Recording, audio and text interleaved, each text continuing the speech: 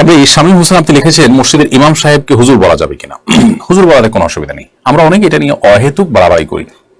হুজুর শব্দের অর্থ যদিও উপস্থিত, আমরা অনেকে মনে করি যে একজন মানুষ অনুপস্থিত থাকলেও আমরা তাকে তার অগোচরে বলি হুজুর এসেছিলেন বা হুজুর চলে গিয়েছেন, তাহলে তিনি অনুপস্থিত, তাকে আমি উপস্থিত কিভাবে বললাম। এগুলো আসলে একেবারে অমূলক কথা। কারণ হলো আসলে কোন শব্দ দ্বারা যখন একটা বিশেষ মিনিং পরিভাষায় নেওয়া হয়, তখন এই শব্দের মূল অর্থ কি সেটা আর বিবেচ্য থাকে না। অর্থাৎ হুজুর বলতে এখানে একজন আলেম, একজন দিনদার, একজন ধার্মিক মানুষ, সম্মানীয় মানুষ, বাস এটুকুই উদ্দেশ্য হয়ে থাকে। এখানে উপস্থিত অনুপস্থিতির ব্যাপারটা একেবারে গৌণ থাকে। আমরা অনেক কথা বলি যেগুলোর শব্দের অর্থ যদি খুঁজতে যাই তাহলে দেখা যাচ্ছে শব্দের অর্থ কিছুই পাওয়া যাবে না, কিন্তু এটা দ্বারা যেটা বোঝাতে চাই সেটা পাওয়া গেলেই হলো। অতএব হুজুর বলতে আমরা বোঝাই যেটা, সেটা হলো মূল। ইন্নামাল আমালু বিন্নিয়াত। আমি কি উদ্দেশ্যে হুজুর বলছি হলো একজন আলেম, একজন দিনদার মানুষকে বোঝাবার জন্য, জাস্ট।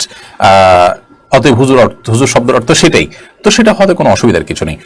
অনেকে বলে যে হুজুর শুধুমাত্র বলা যাবে হযরত মুহাম্মদ সাল্লাল্লাহু আলাইহি সাল্লামকে, এটা আর আরো আতলামি বলা যেতে পারে। আমরা অনেকে এটাকে বেশ আপনার জোর গলায় দাবি করে থাকি।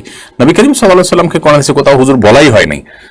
ওনাকেও যে হুজুর বলা হয় সেটাও আপনার এই অর্থে যে ধার্মিকদের আপনার গোড়া মূল তিনি, আলেমদের মূল তিনি, সেই জায়গা থেকে তাকে হয়তো হুজুর বলা হয়। কিন্তু তারপরেও হুজুর এই উপাধি না বলে তিনি আল্লাহ রাসূল, আল্লাহর হাবিব, আল্লাহর নবী এরকম উপাধিতে বলাই তাকে উচিত। বরং তাকে হুজুর না বলে তার যে উপাধি আছে সেগুলো তাকে বলা উচিত। কিন্তু আমরা অনেকে মনে করি তাকে হুজুর বলা, হুজুর সাল্লাল্লাহু আলাইহি ওয়াসাল্লাম বলা হয়, সেজন্য অন্য কাউকে আর বলা যাবে না। এটা একেবারেই ভুল ধারণা।